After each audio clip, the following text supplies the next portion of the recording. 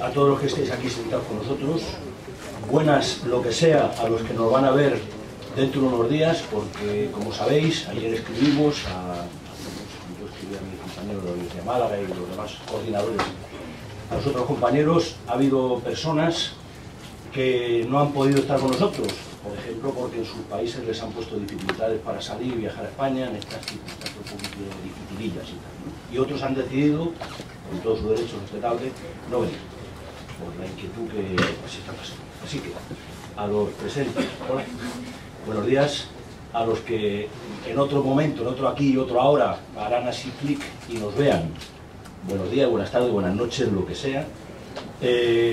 La peculiaridad de estas escuelas doctorales de comunicación que hemos venido celebrando, y ya van bastantes sesiones, la mayor peculiaridad es que son sumamente interesantes. Ahora, digamos, hasta ahora hemos estado un poco dominados por, en fin, nuestras conversaciones. Quizá el tema más relevante haya sido qué pasa, qué hacemos, seguimos, no seguimos, la incertidumbre que en esta situación hemos estado pasando. Yo, ya que estamos aquí, y ya os han dado sobradamente la bienvenida, y os la doy de corazón, me encanta veros, os animo, si me permitís, a que disfrutemos de lo que tenemos por delante. Vamos a disfrutar del conocimiento, vamos a abstraernos un poquito de estas circunstancias incómodas, porque lo que vamos a encontrar en esta escuela doctoral, que también han organizado nuestros compañeros de la universidad, es muy particular hoy día, es interesante. Y empezamos, en mi opinión, con algo sumamente interesante. No solo interesante, sino muy relevante, muy importante. La primera intervención lleva por título El futuro de la comunicación en la cultura algorítmica, investigación e intervención. Y se ocupa esta intervención, esta conversación con nosotros que va a tener nuestro compañero Edgar Gómez, de algo absolutamente importante en los estudios de comunicación. Voy a empezar diciendo algo absolutamente banal y evidente. Vivimos en un entorno digital en el que está hibridado, indistinguible casi, en fin, o compenetrado plenamente en nuestro entorno físico y digital. Es una misma cosa, ¿no? En ese entorno digital tiene lugar la cultura digital también, tienen lugar nuestras interacciones cotidianas, las relaciones que tenemos, por ejemplo, con los que mañana nos van, o pasado, o cuando sea nos van a ver, o con los que hablamos por Skype, en fin, tienen lugar buena parte de nuestras comunicaciones. En ese entorno digital, físico y digital, la tecnología media, intermedia, en nuestras interacciones, comunicaciones, cultura, es un factor digital. Y un factor importante, la tecnología, y un elemento de primera importancia entre los distintos que integran las tecnologías son los algoritmos. Todos sabéis los algoritmos, que son una serie de operaciones matemáticas que recogen datos y en función de esos datos, digamos, que adoptan, escogen, seleccionan, recomiendan, adoptan decisiones. Por ejemplo, lo más anecdótico de esto es que los algoritmos, por ejemplo, aquellos que están en situación de buscar pareja a través de estas aplicaciones y tal, que sean, que yo no en mi caso, por eso no me las sé muy bien, ¿no? Tinder quizá, o en fin, alguna de esas, ¿no? Por ejemplo, ¿no? Somos estudios sobre estas cosas, ¿no? Quien nos dice, esta señora le va a usted, o este caballero, o este lo que sea, le va a usted como anillo al dedo, pues es una máquina que escoge por nosotros y decir, pues mire, su pareja, ¿no? Pues mire, usted qué sabrá, por cierto, algoritmo de qué va esto del amor, o de la relación, ¿no? Bueno, en los algoritmos delegamos una serie de funciones para determinados aspectos de nuestras vidas cotidianas, pero también para muchos aspectos de la vida cultural, funciones que han venido ejerciendo hasta ahora, por ejemplo, los periodistas. Los algoritmos escogen cuáles son nuestras noticias preferidas, o los críticos de arte, los críticos de cine, los críticos de televisión que dicen, Miguel de Aguilera, a usted le gusta tal tipo de pelis o de series, siga usted viendo por esta línea, que es lo que yo le recomiendo, y tantas otras cosas. El debate sobre los algoritmos, entonces, es en nuestro campo de estudio de la comunicación, de la cultura digital, de la comunicación digital, sumamente importante. No le quiero quitar, por supuesto, la intervención a Edgar, que la va a hacer mucho más interesante que la mía, ¿no? Pero es sumamente relevante. En ellos hemos delegado funciones que hemos venido nosotros cumpliendo, y los algoritmos están empezando a constituir un elemento condicionante relevante de nuestra cultura. Por supuesto, tienen muchos aspectos positivos. Los algoritmos son enormemente útiles para muchas cosas, pero también tienen aspectos críticos de los que hay que ocuparse y que hay que tomar en consideración. Es tan importante este campo que empieza a haber una corriente de estudio especial que se llama Algorithm Studies, en la terminología anglosajona, estudios de los algoritmos, los algorítmicos y tal. Pero en fin, mi deber es callar. Para hablar de estas cuestiones con nosotros, como veis, es un tema en el que yo trabajo y que me gusta mucho, ¿no? Y me entusiasma. Para hablar de estas cuestiones con nosotros hay una persona muy interesante, se llama Edgar Gómez Cruz, es mexicano, aunque ciudadano del mundo.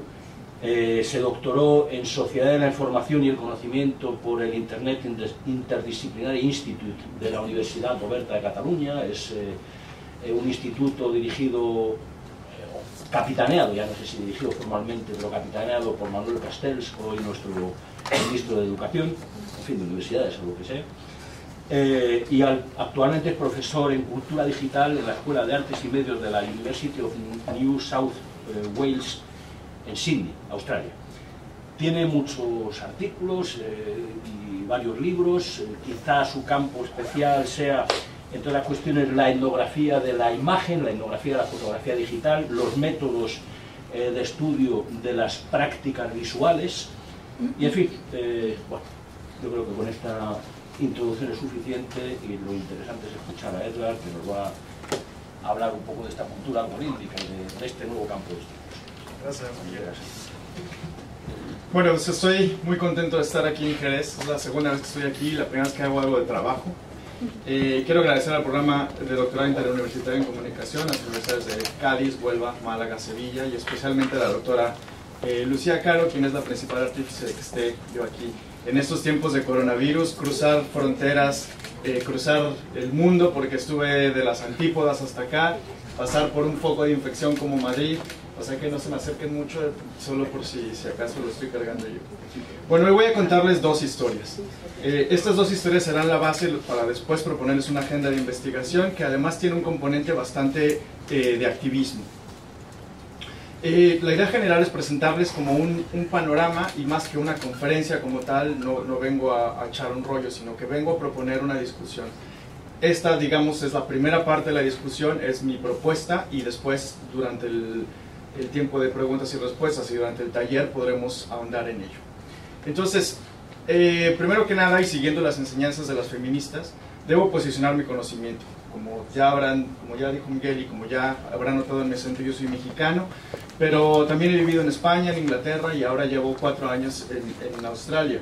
Tengo una formación interdisciplinaria, entonces sí tengo un primer grado en comunicación, pero luego me fui por la sociología y por la antropología y no me siento completamente cómodo con las disciplinas, así que es una de las cosas que también voy a proponer. Bueno, una vez dicho esto, quiero comenzar con una pregunta. Voy a hacer como una encuesta entre ustedes y responden, si su respuesta es positiva, levanten la mano. Entonces, ¿quién en esta sala tiene un teléfono inteligente, un smartphone? Vale. ¿Cuántos de ustedes tienen una cuenta de Facebook? Vale. ¿Quién usa WhatsApp? Muy bien. ¿Quién tiene una cuenta de Gmail? Okay. ¿Cuántos de ustedes han hecho una búsqueda en Google en la última semana? Okay, interesante. ¿Y quién ha usado, digamos, Twitter, Uber, no sé, Airbnb en el último mes? Okay. Ahora la pregunta la voy a variar un poco, ¿sí? Levanten la mano quienes hayan usado estas tecnologías, cualquiera de ellas, para algo relacionado con el trabajo. ¿Vale? Algo que haya relacionado con la familia, con los amigos, para solucionar un problema. De acuerdo. Fíjense que fui bien decente y no pregunté por Tinder y estas cosas. Entonces, ya saben por dónde voy, creo, ¿no? Lo digital es parte intrínseca de nuestra vida. Usamos tecnologías digitales para todo, para absolutamente todo. Por ahí dicen que hay dos tipos de personas. Aquellas personas que revisan su teléfono antes de, cuando amanecen, antes de ir al baño, y aquellas personas que la revisan mientras están en el baño. Tampoco voy a preguntarles cuál de ustedes. Lo digital es completamente parte de nuestra vida y no podemos negarlo. Entonces, la primera historia que les voy a contar tiene que ver con esto, ¿no? Y es mayoritariamente positiva. Internet ha logrado visibilizar y darle alas a movimientos que nunca pensamos posibles. Bueno, ahora el señor Weinstein está en la cárcel por 23 años, ¿no? Internet se ha convertido en una plataforma para que problemas fundamentales a nivel local, regional, nacional o global tengan pesos importantes y la gente pueda de alguna forma unirse en este tipo de movimientos. Cosas que en el pasado podrían haber sido una mera anécdota, como una niña que decide no ir a la escuela porque está preocupada por el futuro del planeta que está al borde del colapso, se convierten o han logrado transformarse en movimientos globales que aportan un poco de esperanza a este mundo ya de por sí jodido, ¿no? Y aunque el mundo digital no puede señalarse como la causa o el motor de estos movimientos, claramente ha facilitado la comunicación, la información y la conexión de gente con formas similares de pensar, lo cual no necesariamente siempre es positivo, hay que decir. Eso será mi segunda historia. Al mismo tiempo, pues no todo es serio, ¿no? No todo tiene que ver con las grandes preocupaciones del mundo. Internet y las tecnologías digitales nos han dado cosas convenientes, divertidísimas, y tenemos mucho que agradecerles a los algoritmos que hacen que nuestra vida sea más sencilla, más cómoda y emocionante. Por ejemplo, estos algoritmos nos permiten ver en un fin de semana una serie completa de televisión que antes teníamos que esperar meses o un capítulo por semana para ver, sin que tengamos que hacer nada más que mirar la televisión. Algoritmos que nos van conociendo cada vez más y nos ofrecen mejores productos o productos que nos gustan más, ¿no? Mejores pelis, mejores series, etc.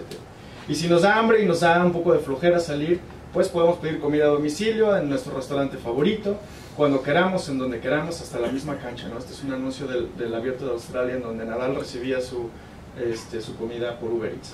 Y hablando de Uber, desde nuestro teléfono podemos pedir un auto, conveniencia, seguridad, pagar con nuestra tarjeta, pagar con efectivo. Alguien puede seguir nuestra trayectoria, todo muy conveniente. La gente, dice la empresa, esta empresa y muchas más, puede trabajar en sus propios términos, ser sus propios jefes y sacarle provecho a los recursos que tienen, por ejemplo un coche o por ejemplo un pisito que tienen ahí que nada más usan dos semanas al año y entonces pueden sacarle réditos, ¿no? Estos algoritmos son capaces de crear una red en donde se pueden compartir todo tipo de cosas, conocimientos, recursos, etcétera, etcétera. Los algoritmos también nos han sacado del closet musical y nos enorgullece presentarnos de género fluido, ¿no? Porque escuchamos desde reggaetón a Mozart, pasando por indie y sevillanas. Hoy tenemos en nuestro bolsillo un mundo entero de acceso a música, cine, textos y cosas maravillosas, 24 horas al día, y cada vez pasamos más tiempo disfrutándolos, incluso estando en una conferencia, ¿no? Porque si nos aburre el conferencista, pues simplemente podemos mirar nuestra pantalla. Para aquellas personas que estudiamos comunicación en una era distinta o nos dedicamos a la comunicación profesionalmente, ver el fenómeno que han abierto plataformas y tecnologías que en mi generación impensables es alucinante. Tienes youtubers, booktubers, expertos en moda, videojuegos y un largo etcétera de famosas y famosos que ganan dinero y realmente ejercen una influencia. Gracias a las tecnologías nos posicionamos en el mundo y nunca nos perdemos. Supe dónde iba a venir esta mañana desde Sydney porque pude verlo en Google Street View. Y podemos convenientemente siempre llegar al lugar donde queremos. Y ni hablar de las redes sociales, ¿no? WhatsApp, Facebook, Messenger, Telegram, Snapchat y la última estrella, TikTok.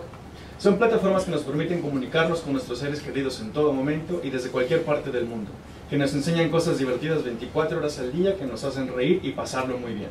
Y por supuesto, pues también Internet nos ha dado gatos, ¿no? Reconocerán alguno que otro por ahí. Bien, esta es la primera historia y suena muy bien, ¿no? Suena perfecto, suena muy Silicon Valley y está llena de cosas geniales. Vivimos en una utopía, o al menos esa es la narrativa y el discurso de las compañías que son dueñas de estos algoritmos, y todos los discursos sobre tecnología siempre presentan a gente sonriendo, feliz, comunicada, segura, etcétera, etcétera. Pero hay un problema con todo esto, y ese problema es el inicio de mi segunda historia. Al final intentaré unir estas dos historias para proponer la agenda que vengo a discutir con ustedes hoy.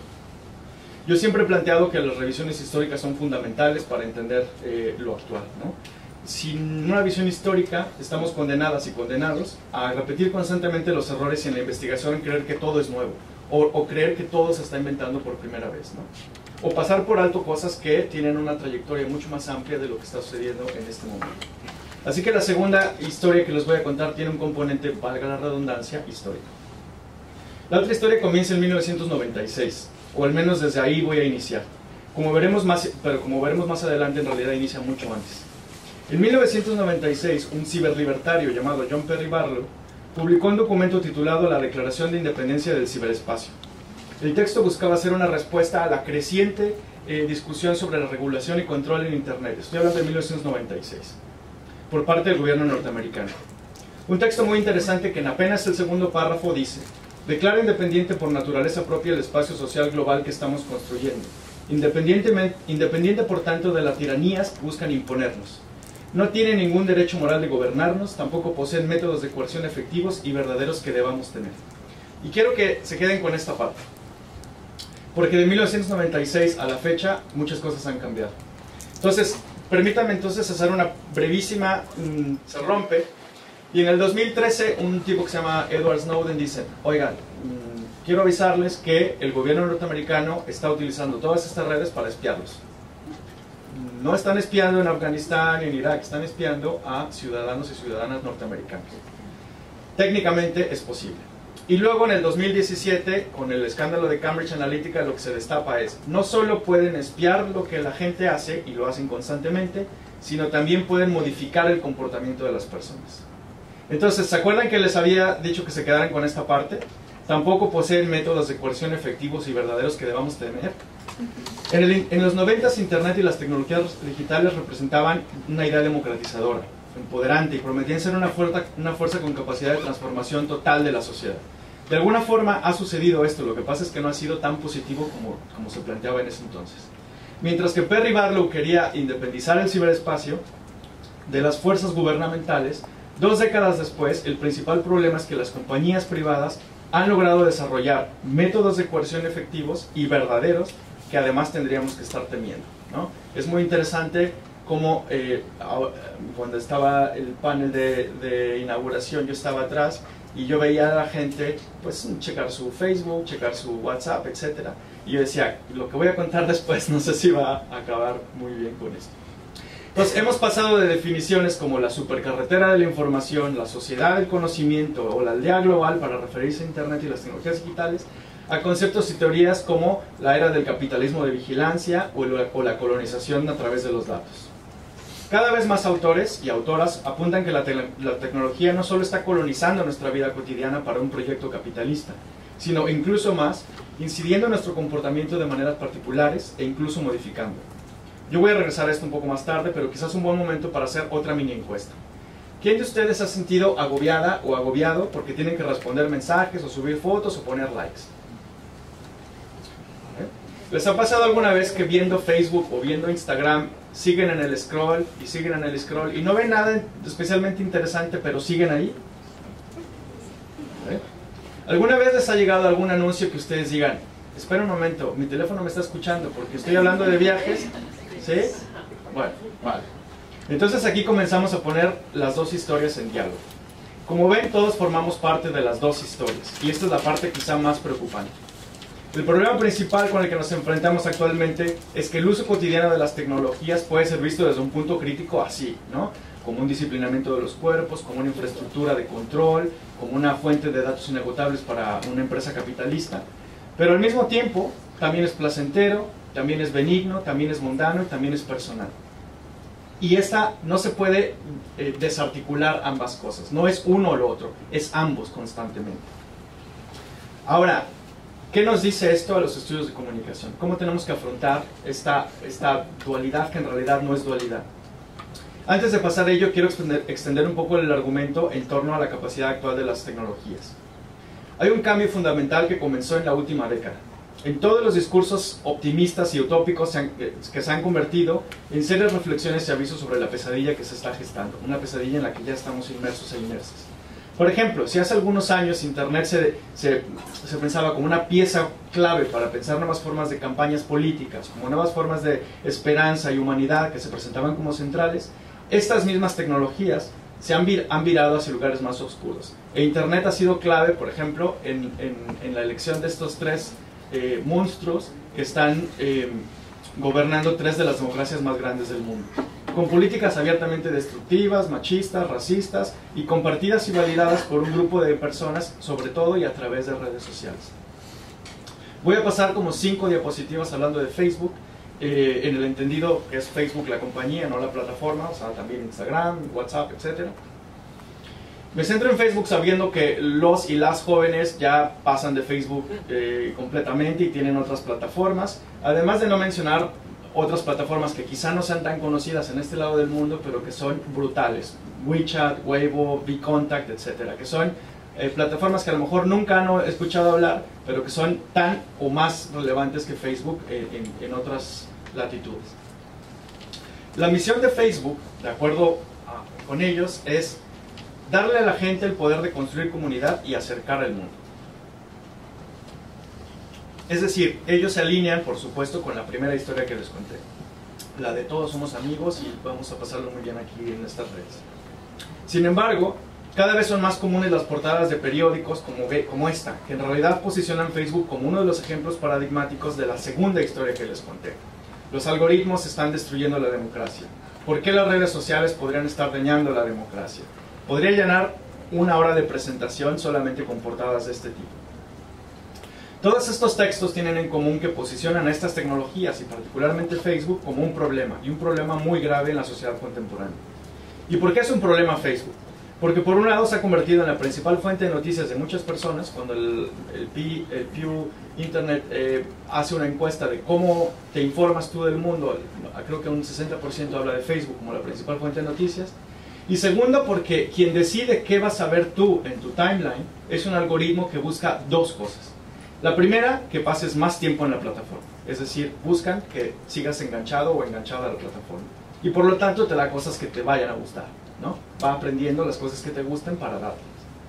Y la segunda cosa que buscan estos algoritmos es conocer más de ti y de tus redes, para lograr que pases más tiempo en la plataforma. Su misión es darle poder a la gente, eso es lo que dicen ellos. En estricto sentido, Facebook no es más que una máquina gigante y muy sofisticada de marketing y publicidad, y quizá la máquina más sofisticada que se ha construido en la historia de la humanidad. La importancia de Facebook como compañía es brutal e incontestable, sobre todo porque lo que está pasando en otras latitudes es muy relevante.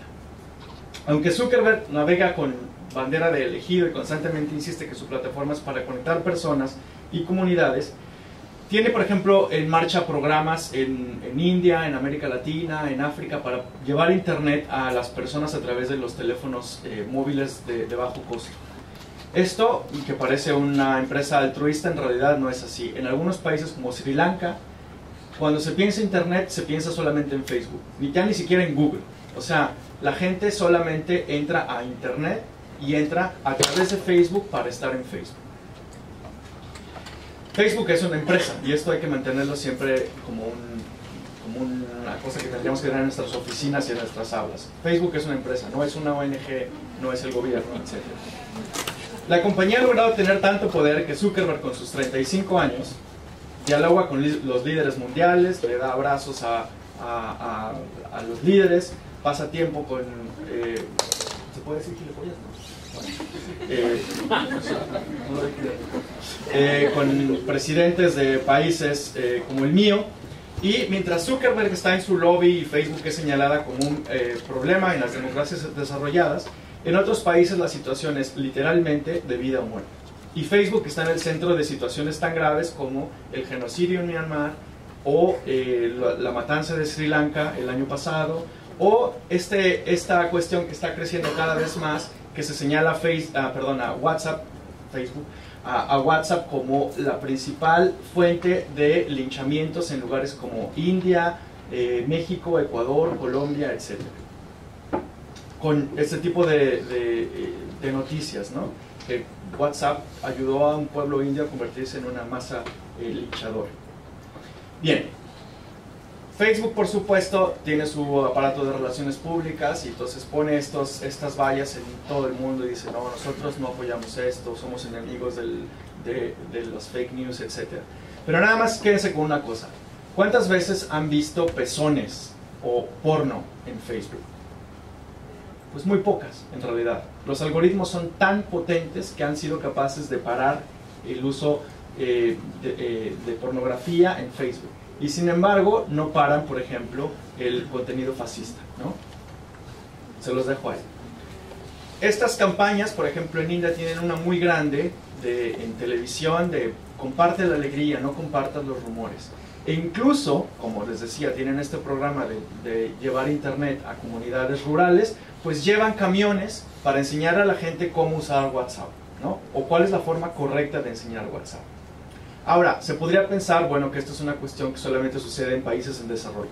Y sin embargo, el 15 de marzo del año pasado, un australiano que vive en Nueva Zelanda, entra en una mezquita y mata a 50 personas y viendo más.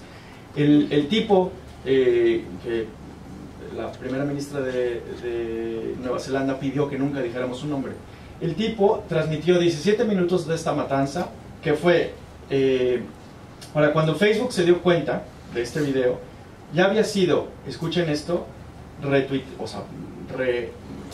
reenviado 1.5 millones de veces en 24 horas.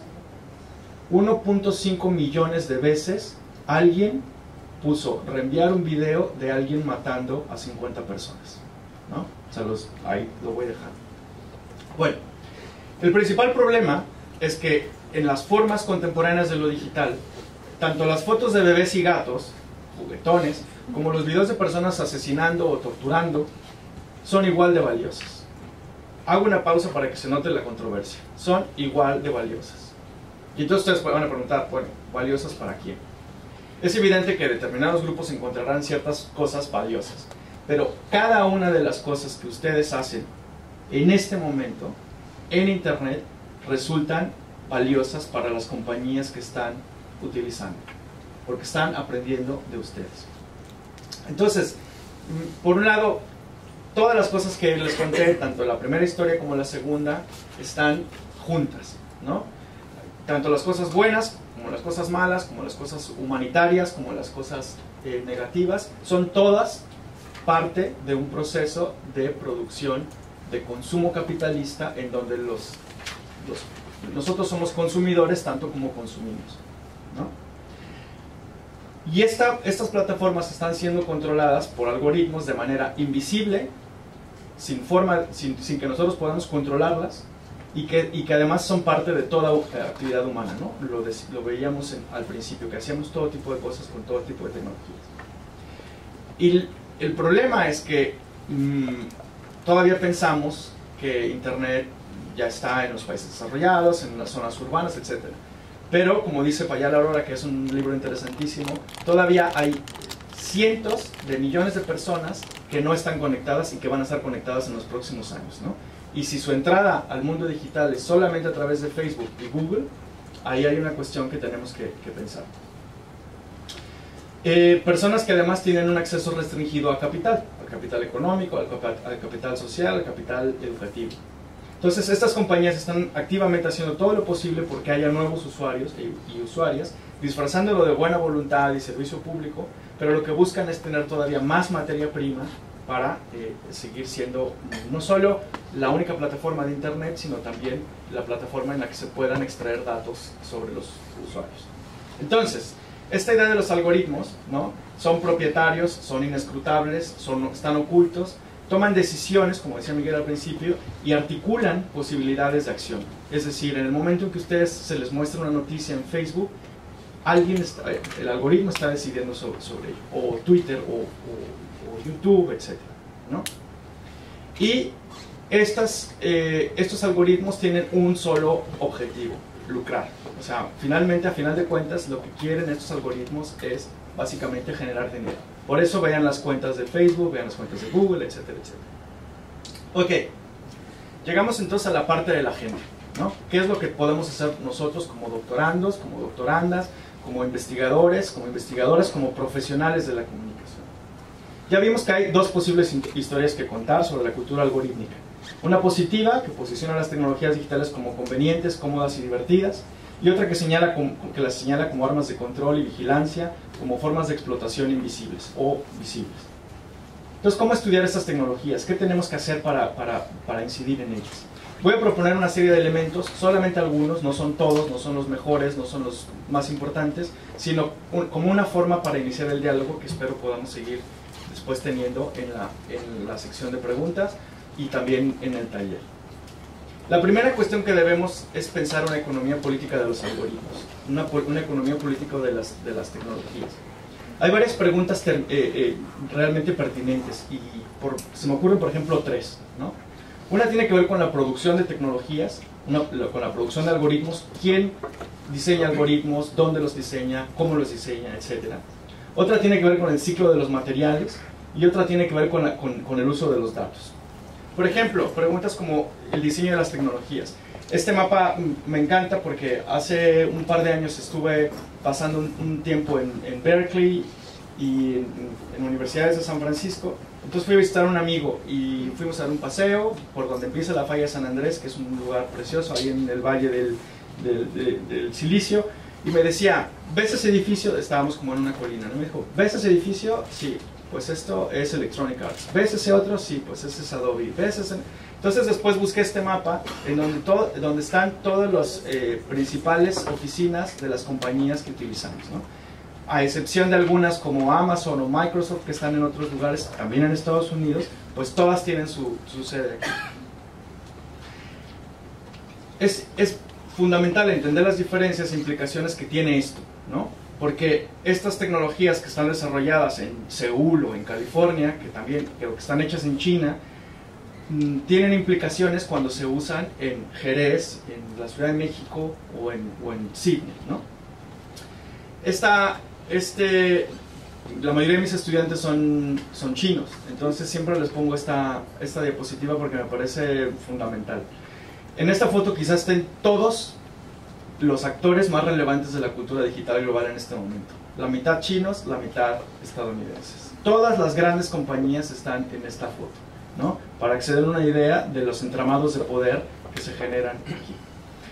Eso sin contar con cómo nuestras tecnologías vuelven a lugares como África o como el sureste asiático en forma de desechos y cuál es el impacto ambiental de ello, que cada vez es más, ¿no? Cambiamos de móvil cada año, cambiamos de ordenador cada 2 o cambiamos de televisión constantemente, y qué es lo que sucede con esas tecnologías.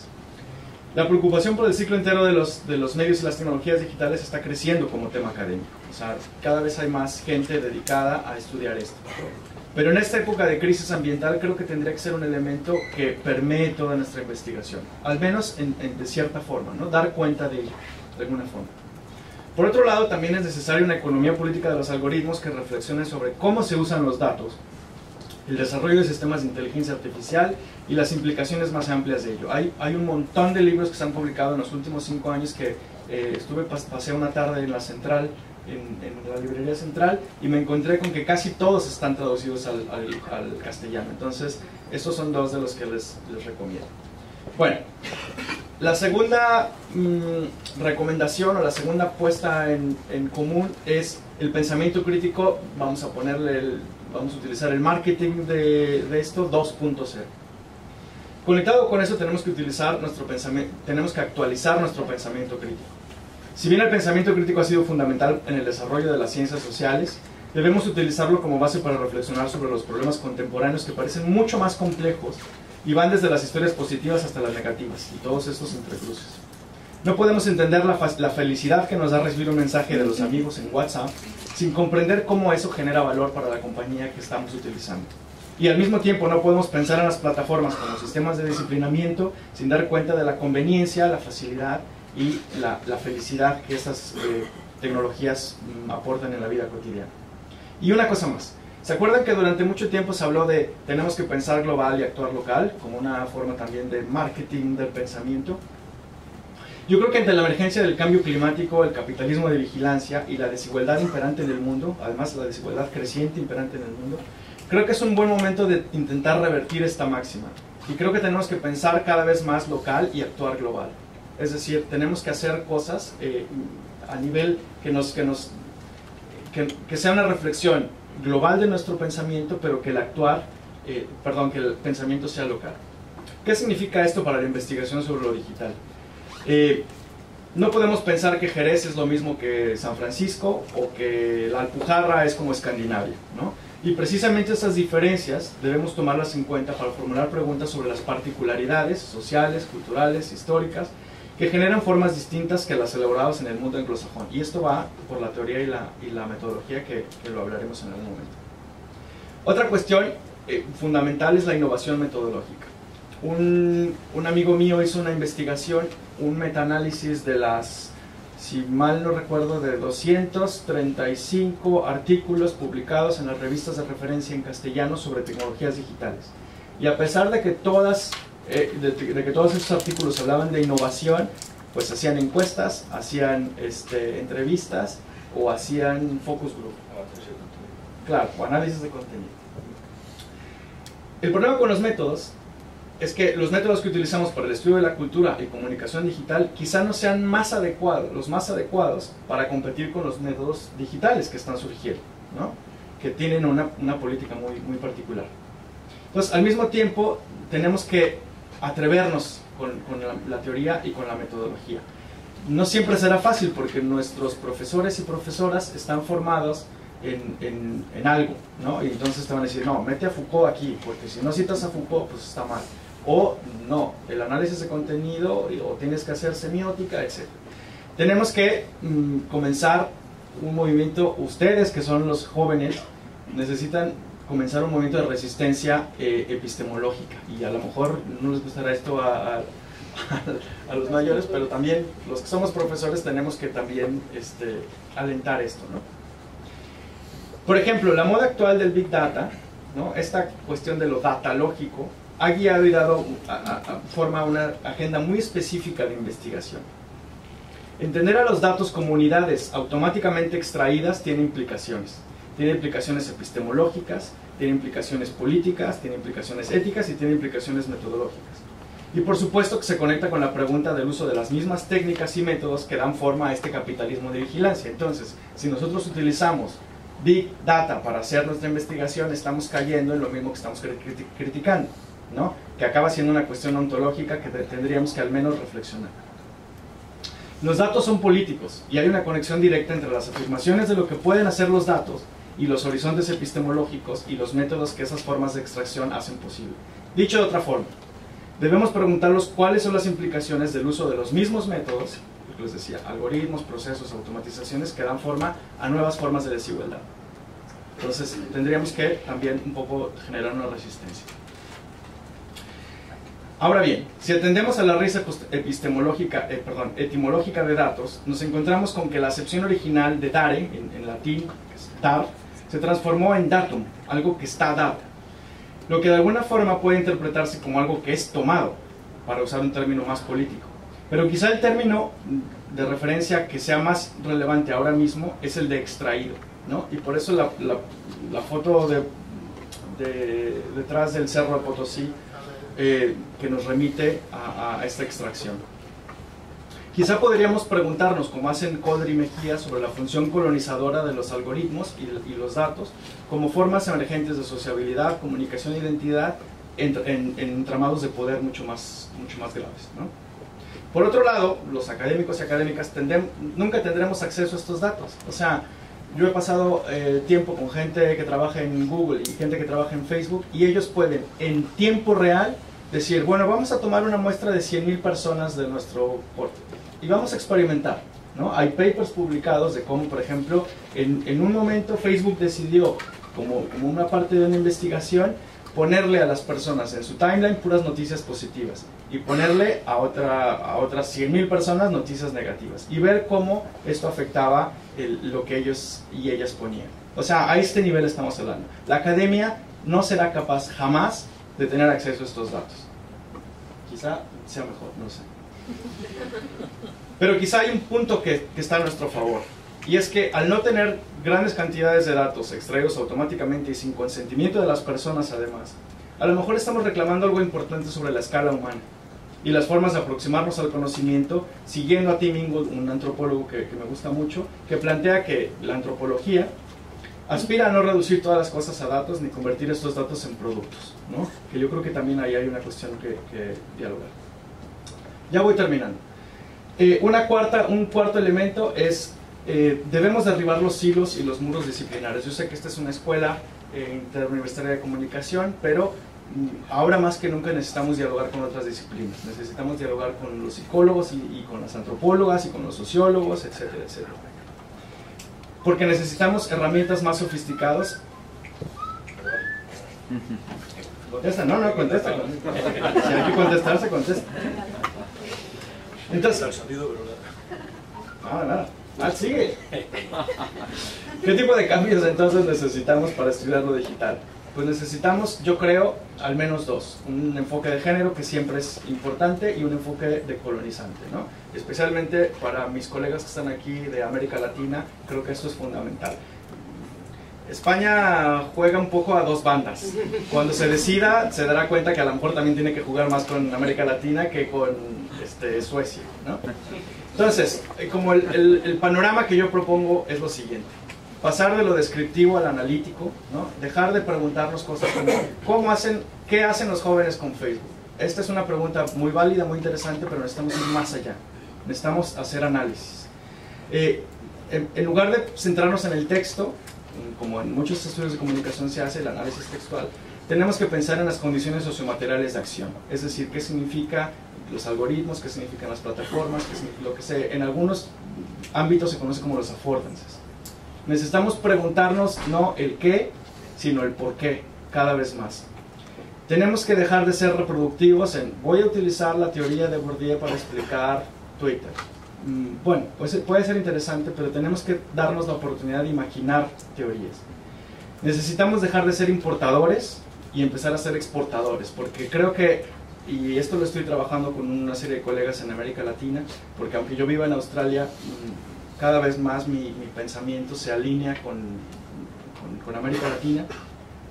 Necesitamos empezar a dialogar de tú a tú con otras geografías epistemológicas, sin intentar reproducir lo que hacen y aportando en la medida de lo posible. Y esta idea de ser históricos, situados, pero también no renunciar a mirar al futuro, ¿no? Ahí hay como una tensión entre revisar el pasado, pero siempre de cara al futuro. Entonces, propongo 3 intervenciones particulares para el futuro de los estudios de comunicación sobre lo digital. Y esto busca ofrecer un primer esbozo que después sirva para el diálogo, para esta agenda que les propongo, ¿no? La primera es investigar más allá de lo datalógico. No significa renunciar a los métodos digitales, significa no utilizar los métodos, significa no bajarse un programa que se desarrolló en Ámsterdam para revisar cosas del Twitter mexicano. Hay que desarrollar nuestras propias herramientas, hay que juntarnos con gente que sepa de computación, etcétera, pero hay que desarrollar nuestras propias herramientas. La segunda intervención es desarrollar teorías y métodos propios. Esto yo sé que es complicado, yo sé que los profesores les gusta sentirse sólidos y sólidas y cómodos, y nada mejor que el postestructuralismo francés para reflexionar sobre cosas que está muy bien. Hay que conocer todas esas teorías. Yo no estoy diciendo quememos los libros, al contrario, hay que leerlos, y una vez que los leamos, entonces hay que inventar nuestras propias cosas. Y la tercera intervención, esta idea de interdisciplinaridad, imaginación e innovación. Finalmente, y ya para terminar, ofrezco 4 formas de resistencia algorítmica. Por un lado la civil, por otro lado la algorítmica, por otro lado la económica y la educativa. Les voy a poner 2 ejemplos de cómo molestar a los algoritmos, porque si no empezamos a resistir el uso de los algoritmos, ya está sucediendo, pero en cuanto menos nos demos cuenta, ya no podremos hacer nada en torno a ellos. Nos conocerán mejor que nosotros mismos a nosotros mismos. Les voy a contar lo primero que hicieron un grupo de chavales y chavalas. Se intercambiaron cuentas de Instagram, y entonces 10 personas utilizaban el mismo Instagram, subiendo cosas distintas y buscando cosas distintas. Entonces esto hace que el algoritmo no pueda identificar a una persona porque son 10 o porque son 20, etc., ¿no? Molestar al algoritmo constantemente. Y otro caso que me pareció un caso tristemente bellísimo es el de una chica mexicana llamada Ingrid Escamilla. Ingrid Escamilla fue una de las tantas víctimas de la violencia machista en México. Murió de una manera terrible por su pareja, y alguien filtró las fotos del cuerpo. Unas fotos yo no las he visto, pero de un cuerpo destazado, etcétera, etcétera. En México ahora mismo, ¿no? Y lo que hicieron un grupo de feministas es inundar la red con fotos de gatos, de paisajes, de flores, utilizando el hashtag Ingrid Escamilla. De manera que cuando alguien busque el nombre de Ingrid Escamilla, nunca pueda encontrar esas imágenes, ¿no? Ese tipo de como de ejemplos, nos hablan de que cada vez más necesitamos desarrollar estrategias de resistencia algorítmica. No podemos dejarnos vencer por los algoritmos, porque si no, acabaremos en algún momento pues siendo zombies. Si ya tenemos al coronavirus, no tenemos que tener el coronavirus. Gracias.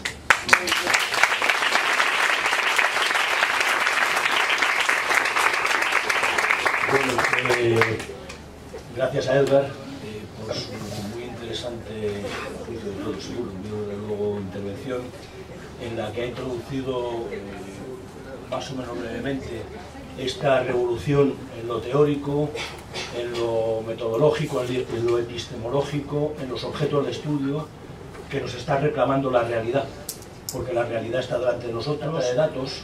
Se trata incluso de inteligencia artificial, que es otro objeto de estudio de creciente interés y con razonable preocupación, que incluso llega a decir esta forma, esta ventaja. Yo soy sociólogo de formación, como comentábamos antes, lo que es sociología, y los sociólogos tirábamos a hacer encuestas de 1000 personas, 500 personas, a ver si obteníamos una información y una fotografía de la realidad. Cuando hace poco conversé con Castello, le decía yo, si volvieran a hacer, querría ser sociólogo en Google, porque tienen toda la información del planeta instantáneamente, ¿no? Esta revolución con la que nos estamos encontrando requiere, desde luego, reflexión, requiere investigación, requiere cambiar los objetos de estudio y requiere, sin duda ninguna, acción, ¿no? Yo tengo un montón de temas y preguntas que discutir, había visto, supongo, tomar notas y era todo cosas para contarle a él o discutirlas con él. Pero como no es mi propósito, o sea, mi función en este caso es estar calladito y ejercer de moderador, os propongo que planteéis, comentéis, preguntéis lo que os parezca oportuno.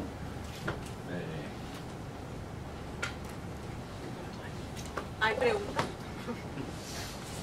Crucé el mundo, por favor, al menos hagan una pregunta. Muchas gracias.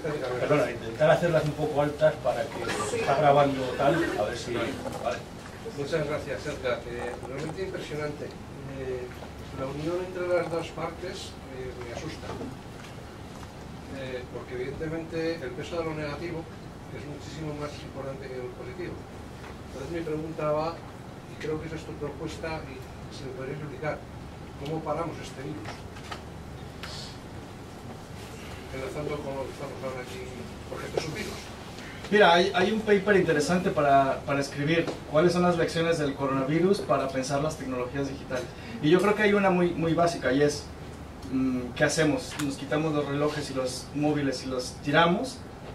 Es posible que no lo vayamos a hacer, ¿no? Porque al final de mi presentación les estoy poniendo mis redes, o sea que hay una cosa ahí. Pero ¿qué es lo que sí podemos hacer? Primero tomar conciencia, ¿no? Y decir, si estamos dándole scroll a Instagram o a Facebook y no estamos encontrando nada, ¿no será que están utilizando el mismo diseño que se utiliza para las máquinas? ¿Cómo les llaman estas tragaperras? Además que es así, o sea, los diseñadores del scroll infinito, que se le conoce así, que tú puedes pasar días y días dándole así y nunca llegas al final, son los mismos, son personas que diseñaron este tipo de máquinas. Hay un libro interesantísimo que les recomiendo mucho que se llama Adicción por Diseño, que habla de todas estas cosas. Sí. Ahora bien, las compañías se están dando cuenta de esto, ¿no? Instagram, por ejemplo, hizo un experimento en Australia y quitó los likes. Entonces, tú no puedes ver, si quieren les enseño mi Instagram, tú no puedes ver cuántas personas le pusieron like a tu foto, ¿no? Un poco para romper esta obsesión de los likes. Por otro lado, también generaron, ya viste todas las fotos, ya no hay más que ver, ¿no? Como diciendo, aléjate de la plataforma y regresa. Se están dando cuenta de esto porque la gente se empieza a cansar de las plataformas. La gente empieza a decir, yo paso ya de Facebook, o de lo que sea. Yo, por ejemplo, ya abandoné Facebook, simple y sencillamente porque no encuentro nada divertido. Porque si quiero hablar con mis amigos y mis amigas, pues les llamo por teléfono o hablo con ellos, etcétera, etcétera. Entonces, yo creo que lo primero que hay que hacer es tomar conciencia, ¿no? De que esto y demás. Y luego hay formas muy curiosas. Un día entra a Facebook y ponle like a todo. O un día entra a Facebook y no le pongas like a nada, aunque no te guste. O pon cosas que no... A una noticia bonita ponle que estás enojado. métete con el algoritmo. Métete con el algoritmo en la medida de lo posible. Lo que pasa es que, claro, los algoritmos están construidos para que tú tengas las cosas que te gustan. Entonces, si te metes con el algoritmo, no vas a recibir todo lo que te gusta. Y eso es un intercambio que tienes que ser capaz de decir sí. Pero en definitiva, Edgar, lo que estás proponiendo, en el fondo de tu presentación, es que hay que hacer un cambio económico y mental de cómo es esta sociedad.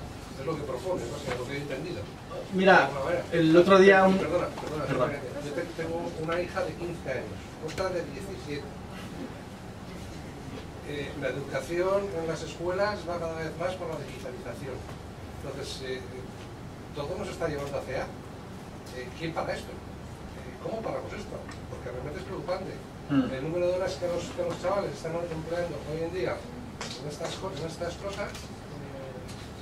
brutal. O sea, yo tengo que cortarles el teléfono e internet a mis hijas a 2x3. Oye, piensa. Es más, yo soy profesor en la facultad, trabajo con Miguel. Yo en mis clases no dejo utilizar los ordenadores en los estudiantes. Y ojo, que es investigación, ¿eh? Yeah. En el momento en el cual le quitas la maquinita a los chavales, no saben hacer nada. No hay un pensamiento detrás de eso. El algoritmo les está facilitando todo, lo está haciendo estúpido.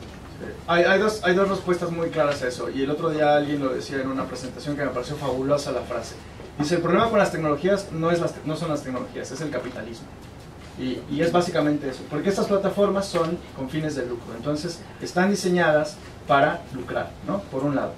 Por otro lado, las instituciones, los gobiernos, el sistema educativo y demás, no han sido capaces de desarrollar tecnologías tan potentes. No sé si utilicen Moodle, pero es un trasto, es una porquería. Tú ves el diseño de Facebook, claro, tienen 60 diseñadores para una cosa y tú tienes pues a lo mejor 10 para toda la plataforma de Moodle, ¿no? Entonces no hemos sabido, pero al mismo tiempo hay una cosa bien interesante y esto Nicholas Carr es el que dice todo el tiempo, ¿no? Google nos está volviendo estúpidos porque ya no leemos, porque ya no podemos pasar más de una hora concentrados en algo. O sea, nos está costando trabajo a todos y a todas, ¿no? No solo la generación de tus hijas, sino también nuestra generación. Ya tú le pones play a una serie y no te gustan los primeros 5 minutos, la quitas. Y qué sé yo, Tinder, ¿no? Pum, pum, pum, pum, para un lado y para el otro, dependiendo. O sea, la velocidad, la facilidad y demás nos está, ese es el argumento de Nicholas Carr, nos está cambiando el cerebro. Esto es lo que dice, más allá de que le creamos o no enteramente. ¿Qué tenemos que hacer? Si tuviera la solución, pues no sé. Yo quería decir alguna cosilla. Sí, claro, pues. Si me dejáis. Quería decir alguna cosilla. Vamos a ver, siendo preocupante todo esto, también es cierto que el tema de las tecnologías y de los algoritmos y todas estas cuestiones que en ellas están inmersas tiene una cantidad de aplicaciones y de resultados positivos. Por ejemplo, la salud, es decir, hay telemedicina, hay un montón de cosas que son directamente importantes, ¿no? La realidad es más compleja que los solos discursos. Quiero decir, ha habido durante mucho tiempo un discurso optimista, enunciado frente a Parlow. Estaba Nicolás Negroponte, el director del MIT, que decía Internet es la nueva frontera, ahí vamos a colonizar, es la nueva frontera de la democracia, la nueva frontera económica. Como ellos tienen la mítica, los norteamericanos, la mítica de la frontera que ellos conquistaron en su día, arrasando por cierto lo que había promedio, pues ahora enunciaron la existencia de una nueva frontera. Han pasado 20 años, 20 y tantos años, y la realidad ahora, no han mencionado a Morozov también, que es otro tipo igualmente interesante, que nos empieza a decir, ojo, con lo que nos está viniendo encima. El enorme poder de las GAFAM famosas, Google, Amazon, etcétera, las 5 plataformas que son las principales, o algunas de las principales compañías del mundo, el ranking, etcétera, el ranking de compañías del mundo, ¿no? Pero la realidad es más compleja de todo eso. Ahora estamos en un discurso, digamos, crítico, por lo tanto pesimista, indispensable, necesario, pero no debe hacernos olvidar que hay muchas realidades importantes, incluso, aunque ya tendemos a no creer en la mítica de los prosumers y eso de que somos todos comunicadores, etcétera, sin embargo somos prosumers, a pesar de que no quedamos en la mítica.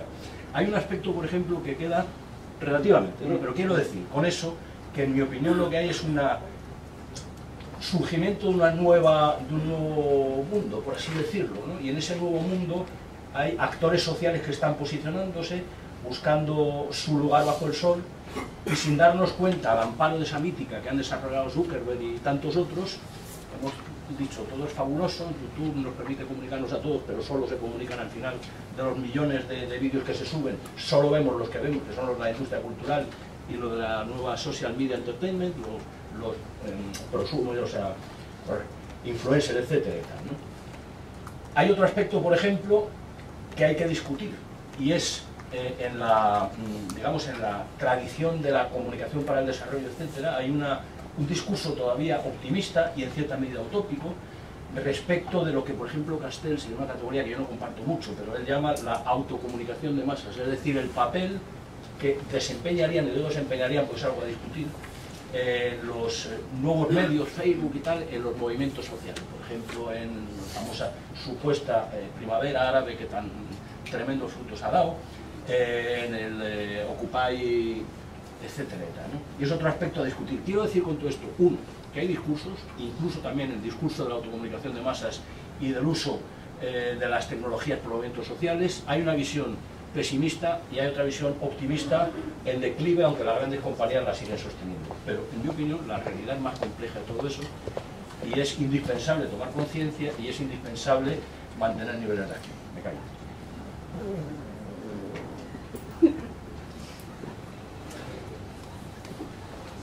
Bueno, tengo varias dudas que voy a tratar de sintetizarlas o organizarlas. La primera es, ¿hablamos solamente de capitalismo o hablamos de un ciberpoder? Y frente a ese ciberpoder hablamos de resistencia y de disrupción, ¿no? Es decir, en este primer momento estamos hablando de que las plataformas son un nuevo fenómeno de consumo frente a los cuales se generan economías morales, como la preocupación del catedrático que nos dice ahí, ¿qué hago con mis hijos? Que creo que tenemos toda esa preocupación, ¿verdad? Entonces surgen economías morales alrededor de esto. Entonces, mi primera preocupación es de eso. ¿Hablamos solamente de cibercapitalismo o de ciberpoder? Detrás de esto también están gobiernos asociados a arrendar estos servicios, a utilizar esos servicios, a espiar ciudadanos, a perseguir ciudadanos, como lo hemos vivido en algunos países de América Latina. Entonces, no importa si son de populismo de izquierda o si son de derecha, lo están utilizando. Y eso ya lo sabemos, y lo tenemos clarísimo. Entonces, es la primera duda, ¿no? Que solamente capitalismo. La segunda es, cuando mencionaste sobre el tema de América Latina, de donde también provengo del Ecuador, hablamos de epistemologías emergentes, de epistemologías negativas, que en efecto tenemos una lucha permanente por ese reconocimiento también como un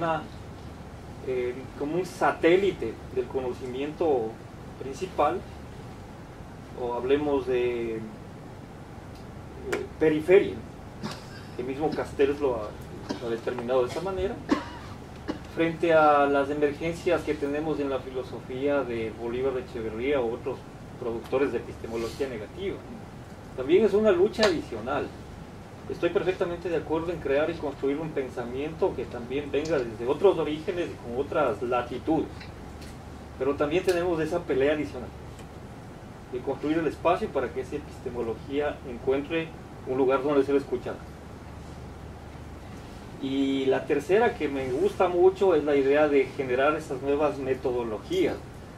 Ni siquiera me atrevo a decir innovarlas, porque quizás no sea esa la necesidad, sino de construir o proponer otras más disruptivas o inclusive irruptivas y disruptivas.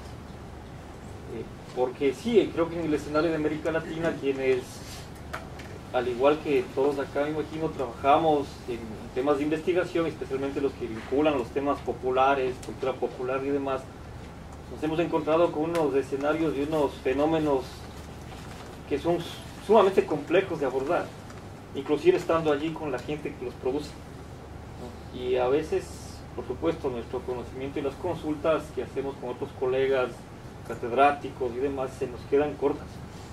¿No? Esa última parte me gustó, y si hay como ampliar un poco más sobre ese tema del desarrollo de esas nuevas metodologías, me gustaría mucho ir más. Gracias. No, a ti. ¿Tomamos otra? No sé. Bueno, yo soy Antonia, me cuesta un poco así hablar en público. Sí, soy Antonia y me cuesta un poquito así hablar en público, pero lo voy a intentar, sobre todo porque me ha animado mucho cuando has dicho que había que introducir la perspectiva de género y la perspectiva decolonial. Y creo que la perspectiva de género es muy importante incluirla, y también debemos tenerla en cuenta en este tipo de eventos, porque las personas que han hablado hasta ahora son hombres, y creo que no es una cuestión que sea por azar, siempre ocurre así. Estoy acostumbrada a charlas incluso de feminismo en las que siempre solo hablan hombres. Entonces, bueno, aunque me cueste trabajo, como mi síndrome de la impostora y esas cosas, pues digo, pues voy a hablar yo también. Y mi pregunta iba un poco en la línea de eso que tú comentabas, de la innovación metodológica. Me ha parecido muy interesante lo que comentabas de las barreras que tenemos con los profesores, pero creo que también hay otra barrera perversa del sistema, que la verdad que ante eso no sé cómo podemos luchar, que son las de, vale, yo me salgo de las metodologías importadas, de todas las cuestiones importadas, creo mi metodología, creo mi conocimiento situado, pero después no puedo publicar en publicaciones de impacto, eso me hace que no me pueda acreditar o que no tenga puntos suficientes para la bolsa. O sea, una cosa como más práctica de la vida diaria, ¿no? Del funcionamiento de la academia hoy en día. Entonces, contra eso yo estoy de acuerdo contigo que tenemos que articular resistencia, pero creo que también deben ser como unas resistencias globales, porque a nivel individual también entramos en la dinámica de cómo hago para poder publicar en JCR saliéndome del marco. No sé si me explico adecuadamente. Y hasta ahí mi intervención. Gracias. Yo creo que hay como respuestas más o menos comunes a las dos preguntas. Lo primero que tengo que decir, y me disculparán los catedráticos y catedráticas en la sala, pero lo del JCR es una perversión absurda. Y eso hay que resistirlo. Porque el JCR es una cosa que se genera en una empresa, ojo, en una empresa, es decir, una empresa que cobra con fines de lucro, y que estamos nosotros permeando todo, o sea, que está permeando no solo nuestro trabajo, sino nuestros límites epistemológicos. Dicho esto, yo publico al menos 2 artículos en JCRs al año. Es decir, se puede hacer cosas porque las JCRs realmente premian un trabajo bien hecho. Da igual si es innovador o reproductor. Si es un trabajo bien hecho, las revistas lo van a publicar. Mi respuesta más contundente en torno a eso es: confíen en sus datos y confíen en su capacidad analítica. Voy a ponerles un ejemplo. Acabo de revisar un libro de unos colegas jóvenes con mucha energía en México, y el libro es un aporte interesante como a la nueva generación de gente que está haciendo trabajos etnográficos digitales. Un texto que hablaba del uso de teléfonos móviles en comunidades indígenas de México, de una región muy pobre en México, pasaba 17 páginas discutiendo cómo la teoría de Bourdieu, cómo no sé qué, Heidegger y demás, puros viejitos blancos europeos, 17 páginas, y luego pasaba 2 páginas diciendo: esto es lo que sucede en la comunidad. Pero lo pasamos rápido porque lo que nos interesa es ver cómo podemos utilizar a Bourdieu para analizar esto.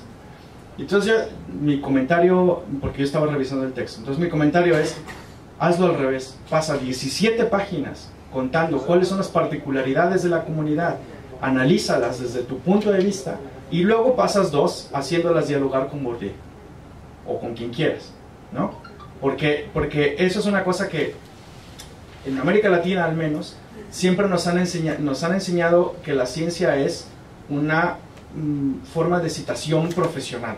Tienes que leerte todos los textos de Foucault y tienes que todo el tiempo las palabras y las cosas en su texto número tal, y Totem y Tabú, y Es decir, tenemos una educación pervertida. Entonces, tenemos que cambiarla entre todos y entre todas, ¿no? Los que ya estamos del otro lado, afortunadamente, los catedráticos, los jóvenes que están haciendo el pregrado o el doctorado, a ver, vamos a atrevernos a otras cosas, ¿no? Porque si no nos atrevemos, si no empezamos poco a poco, jamás sucederá. Entonces eso lo conecto con lo que decía el colega de Ecuador. Yo creo que el capitalismo, no estoy pensando en capitalismo como modelo económico, estoy pensando en capitalismo como modelo total, ¿no? Económico, político, racional, etcétera, etcétera. Entonces, de lo que estamos hablando es de un poder absoluto, porque si ustedes quieren ver cuál es el futuro de Internet en el mundo, miren a China. Lo que hacen los chinos es pavoroso. Si ustedes quieren tener un teléfono celular, un teléfono móvil en China, necesitan dar su DNI, su número de registro. Cada app que ustedes bajan se queda en una base de datos, es decir, el gobierno sabe perfectamente qué están bajando y qué están utilizando. Obviamente hay apps prohibidas, etc. No solo eso, sino que cada transacción que hacen, cada mensaje que envían, cada foto que suben, cada billete que compran, queda registrado. Y entonces el gobierno chino lanza un programa piloto este año en donde te van a dar lo que se llama el score crediticio. Entonces, la idea de los créditos económicos, ¿no? ¿Eres buen pagador? Bueno, te damos crédito, te ampliamos tu crédito. Esto están haciéndolo para toda actividad humana. De manera que si te portas mal, entonces no te van a dejar subirte a un avión. O si dices algo contra el gobierno, no vas a tener acceso a programas. China es, de verdad, si quieren ver el futuro que nos espera, porque Zuckerberg y todos ellos ven a China como el modelo. En algún momento, no necesariamente gobierno, es decir, poder y economía, porque son una sola cosa. Es cómo hacer para que pasemos más tiempo en ello y puedan además posicionarnos, ¿no? Los buenos y los malos. Y finalmente, además de confiar en sus datos y en su análisis, lo que tenemos que desarrollar es algo así como la pedagogía del algoritmo oprimido, ¿no? Estaría bonito hacer un libro así. Es decir, ¿qué tenemos que aprender nosotros de las condiciones socioculturales e históricas de nuestros países que nos permitan entender los algoritmos y los datos como algo no que viene de fuera, sino que se sitúa dentro, ¿no? Junto con una colega mexicana y un colega costarricense vamos a publicar un texto que se llama justamente eso, la agencia en la era del algoritmo en América Latina. Y es como reflexionar cuáles son los pasos que podemos dar para crear una verdadera reflexión teórica metodológica sobre los algoritmos desde América Latina, o desde España, o desde el mundo hispanoparlante. Yo, por darle el protagonismo a él, no quitárselo, sino al contrario, retomarlo, en la conversación que teníamos al principio, cuando nos estábamos conociendo un poquito, Edgar me ha expresado una idea que me parece interesante, que es vinculada con las geografías epistemológicas de las que se hablaba antes, los anglosajones que dominan el mundo JCR y por lo tanto nos siguen proponiendo ideas esencialmente del mundo angloparlante. Hablan de cosas diferentes de las que hablamos los hispanoparlantes, por así decirlo, latinoparlantes. Hablamos de cosas diferentes de las que hablan los francófonos o francoparlantes, digo, por los escenarios en los que yo me he movido con mayor frecuencia, ¿no? Pero él proponía una idea, hace un ratito, que puede resumir un poquito todo esto, que me parece interesante, que es la de decolonizar, ya que hay una tendencia también epistemológica de pensamiento decolonial, de raigambre creciente en América Latina, decolonizar la cultura digital, en lo epistemológico, en lo teórico, en lo metodológico y en la producción de acción también, ¿no? Sí, sí. Mira, hay varios ejemplos. El caso de México ahora, muchas universidades y muchas instituciones y centros de investigación se dieron cuenta de que no van a poder hacer esto del JCR. O sea, no vamos a poder entrar en esta locura porque ya entramos en desventaja. Si no escribes en inglés, ya tienes desventaja porque hay una JCR en español, ¿no? O no sé si hay más. Comunicar, que dirige Ignacio. Vale. O sea, hay dos que han logrado posicionarse, pero si tú piensas en los 360 millones de personas que hablamos español, pues son muy pocos, ¿no? Entonces, si no estás compitiendo en el mundo anglosajón, y es muy difícil si no estás en el mundo anglosajón, pues ya estás en desventaja. Entonces, lo que hizo México fue, ¿saben qué? Vamos a olvidarnos de esto y vamos a crear nuestras propias revistas que empezarán desde abajo, que serán abiertas, que nadie tendrá que pagar y que vamos creciendo, y vamos creciendo juntos. Y si lo logramos, lo logramos. O sea, si nos hundimos juntos, pero no podemos seguir haciéndole la pelota al mundo anglosajón como tal. Y ojo, yo toda mi producción actual es en inglés, en JCRs y todas estas cosas. Pero cada vez creo que hay que resistir más. Cada vez creo que hay que escribir más cosas en castellano, en revistas abiertas, que la gente pueda leerlas, que no haya barreras al conocimiento, porque eso es fundamental. Si no, no vamos a crecer nunca como zona epistemológica.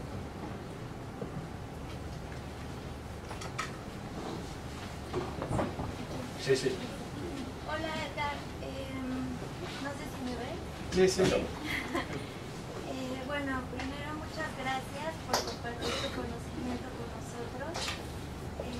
Me llena de satisfacción que seas mexicano y también estés aquí, porque yo también soy mexicana, entonces cuando dijiste soy mexicano dije, wow, otro mexicano aquí. Bueno, mi pregunta tiene que ver con la inteligencia artificial. Me gustaría conocer tu punto de vista sobre el futuro de la inteligencia artificial, ya que se crea a partir de algoritmos en el machine learning. ¿Qué pasa con esto? Aunque ya hay máquinas fungiendo como entes creativos en sí mismos, pero que, por ejemplo, los artículos que he leído de los investigadores dicen que sirven como herramientas para motivar una igualdad creativa, por ejemplo. En el aspecto en que,